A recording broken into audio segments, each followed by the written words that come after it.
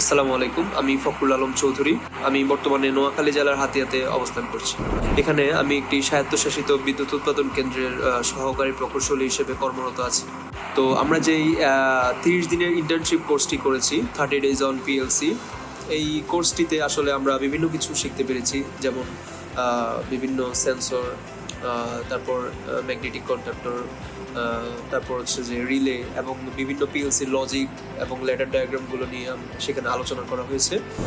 আমি এগুলো অবশ্যই আমার যে বর্তমানে ইন্ডাস্ট্রিতে আমি অটোমেশনের কাজগুলো করছি সেখানে অবশ্যই সেগুলো রিলেট করতে পারছি। এবং আমি আশা করি যে আমি প্রোগ্রামটিতে যা শিখেছি তার বেসিক যে নলেজ সেগুলো দিয়ে আমি ইন ফিউচার আমি অবশ্যই বিভিন্ন অটোমেশনের কাজে আমি সেইগুলো থেকে হেল্প নিতে পারবো, এবং এটি আমার নলেজকে অনেক ইমপ্রুভ করেছে।